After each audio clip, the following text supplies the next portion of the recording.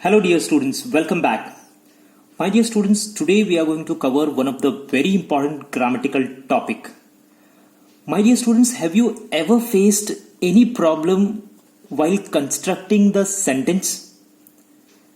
कभी आपको ख्याल आया हो और उस चीज को आप सेंटेंस में रख नहीं पाए हो, कभी ऐसा आपके साथ हुआ है? Of course हुआ होगा. Maybe while writing the essay, while writing the report, diary, you may not be able to put your thoughts in a proper sentence. So, you must know about today's grammatical topic. आज जो grammar का topic हम पढ़ने वाले हैं, that is the very basic that any English literature student should know about this grammatical topic. तो चलिए शुरू करते हैं आज का ग्रामेटिकल टॉपिक. उसके पहले दोस्तों मैं आपसे कुछ क्वेश्चन पूछना चाहूंगा. Do you know about the parts of computer? Computer के जो पार्ट्स होते हैं आपको पता है क्या क्या होते हैं?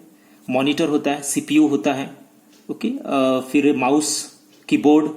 तो ये क्या है? अलग अलग कंप्यूटर के पार्ट्स हैं जिससे क्या बनता है? कंप्यूटर. ओके, मीन्स पूरे कंप्यूटर किसको बोलते हैं? सब ये चीजें एक साथ मिलकर आती है तब हम बोलते हैं कंप्यूटर. पार्ट्स ऑफ बाइक्स क्या है? बाइक्स के पार्ट स्टीयरिंग है, सीट है, टैंक है, साइलेंसर है. ओके, ये सारे क्या है? बाइक के पार्ट है. जब ये सारे एक साथ आते हैं तब बनती है बाइक. वैसे ही दोस्तों today's topic is parts of speech. Very important topic. This topic children study in the 4th और 5th standard. Okay, 4th, 5th, 6th में, 7th में इसको पढ़ लेते हैं. 8th में भी ये टॉपिक आता है. तो ये एक डिटेल में पढ़ाने के लिए नहीं, लेकिन आपका रिविजन हो उस एंगल से मैं यहां पर कराऊंगा. So the question arises, how many parts of speech are there? So there are total 8 parts of speech. Okay, 8 प्रकार के parts of speech हैं. चलिए देखते हैं कौन से है वो parts of speech. Okay, आपको तो पता ही होंगे. चलो let's revise.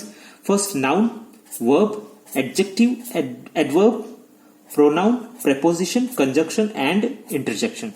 These are the 8 parts of speech. Believe me my dear students, any English literature student जब वो ग्रामर पढ़ना शुरू करता है तो ये तो बहुत ही बेसिक है, फाउंडेशन है आपके इंग्लिश ग्रामर का. ये आपको आना ही चाहिए. Usually you get the editing आपको आता है. ओके, 8th स्टैंडर्ड में आपको गैप फिलिंग आता है. तो वो होते हैं प्रेपोजिशंस होते हैं, प्रोनाउन होते हैं, एडजेक्टिव होते हैं, वर्ब्स होते हैं. तो यही चीज आती है.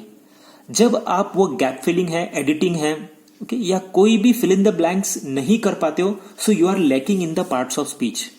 ये सोचकर अगर आप इस टॉपिक को पढ़ोगे कि ये तो मुझे आता है, ये तो मैंने पढ़ा है अच्छी बात है, but how much do you know, that is very important. So let's try to revise this particular topic one more time. So part of speech, total 8 parts of speech are there and these are the parts of speech. I hope you will take a pause in this video and try to learn these 8 parts of speech. Okay, आपको bye memory आने चाहिए. तो चलिए time waste ना करते हुए सबसे पहले पार्ट ऑफ स्पीच को समझते हैं. सो आज का हमारा सबसे पहला पार्ट ऑफ स्पीच है नाउन. सबसे पहले उसकी डेफिनेशन आपको आनी चाहिए. Nouns are the names of persons, places, creatures and things. Noun क्या है? अगर आपको बहुत ही ज्यादा ब्रीफ में मैं समझाऊं तो नाउन क्या है? नाम है. इस पृथ्वी पर भगवान ने या तो फिर इंसान ने कोई भी चीज बनाई हो और जिसका नाम दिया हो ना, वो क्या है? नाउन. सिंपल. लेकिन हमारे कंफर्ट के लिए और हमें समझ में आए तो हमने उसको क्या किया? 4 कैटेगरी में डिवाइड कर दिया. पहले लोगों के नाम, फिर जगहों के नाम, क्रिएचर, ओके, एनिमल्स, और चीजों के नाम. Clear? Person, places, creatures and things. नाम, नाउन मीन्स नाम, कोई भी चीज हो. ओके, आपका नाम, मेरा नाम, जगह का नाम, किसी भी चीज का नाम. ओके, कोई भी चीज का नाम या पशु पंखियों का नाम. अब दूसरा क्वेश्चन आता है, how many types of nouns are there? So there are total 6 types of noun. अब कुछ अलग अलग ग्रामर की बुक्स है. Okay, some books will show you 8 types of grammar, sorry noun, 5 types of noun, और okay 7 types of noun, और 9 types, और 10. अलग अलग किताबें अलग अलग बातें बताती हैं. लेकिन ये 6 प्रकार के नाउन आपको आने ही चाहिए. सबसे पहला है proper noun, second common noun, third collective noun, abstract noun, 5th countable noun and 6th uncountable noun. Now let's try to know the definition of each noun. First, proper noun. What is the definition of proper noun? Proper nouns are the names of particular person, places, creatures and things. And proper noun always begins with the capital letter. ये खासियत है proper noun की, याद रखना. Proper noun क्या है? Particular name of person, places. And proper noun begins with the capital letter. Daman, Valsad, Rahul, Chhagan, Magan, Jagan.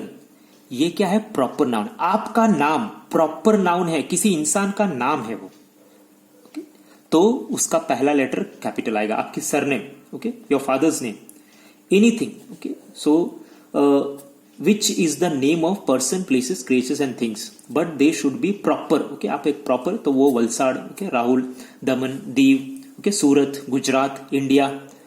So these are the proper examples of proper noun. Common noun.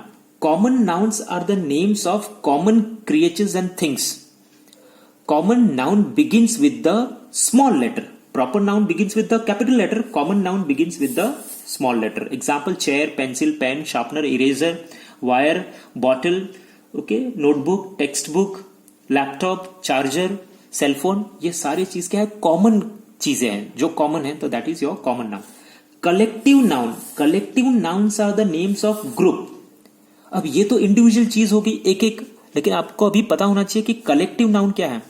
Collective noun name of the group, एक समूह को कहा जाता है. जैसे for example, library में आप गए और लाइब्रेरी में आपको क्या दिखाई दिया कि किताब के ऊपर एक किताब, किताब के ऊपर किताब, उसके ऊपर भी किताब, किताब, तो एक किताब का पूरा एक समूह रखा हुआ है टेबल पर, तो उसको क्या बोलोगे आप? अ पाइल ऑफ बुक्स, या तो pile of notebooks. A chain of mountains. Mountain के कैसे ऐसे चेन होते हैं, पूरे होते हैं, तो वैसे उसको बोलेंगे chain of mountains. A bunch of keys. पूरा चाबियों का जो गुच्छा होता है उसको बोलते हैं bunch of keys. A bundle of sticks. A herd of cows, a herd of elephants, a group of students, a flock of sheep. तो ये जो समूह होता है उसको बोलते हैं a heap of stones. I hope आपको समझ में आया. तो कलेक्टिव नाउन भी ग्रुप, ये बहुत इंपॉर्टेंट है. ये आपको टेक्स्ट बुक में भी, आपके चैप्टर्स में भी कलेक्टिव नाउन्स आते हैं, ओके. और कलेक्टिव नाउन आपको ढूंढने हैं और मुझे बताने हैं. नेक्स्ट है एब्स्ट्रैक्ट नाउन. ये भी एक नाउन है. एब्स्ट्रैक्ट नाउन क्या है? Abstract nouns are the names of means thing which cannot be seen or touched. जिनको देख नहीं सकते और छू नहीं सकते, but it can be only feel. जिनको सिर्फ महसूस कर सकते हैं.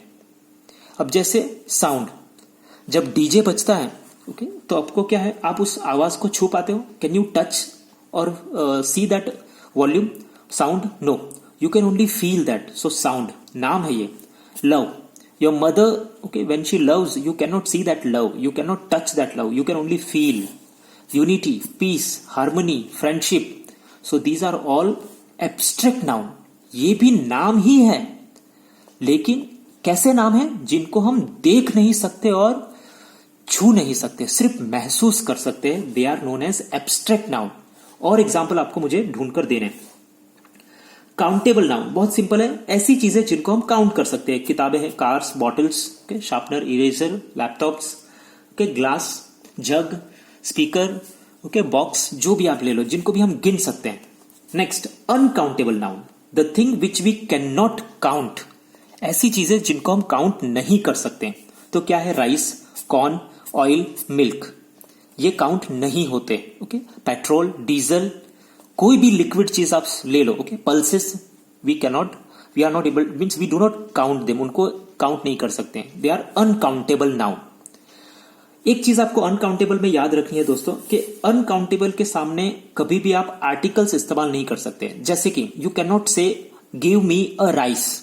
नहीं तो आपको सिर्फ कोई राइस का एक दाना दे देगा. अगर आपने ऐसा कहा कि गिव मी अ राइस, तो आपको सिर्फ राइस का कोई एक छोटा सा दाना दे देगा.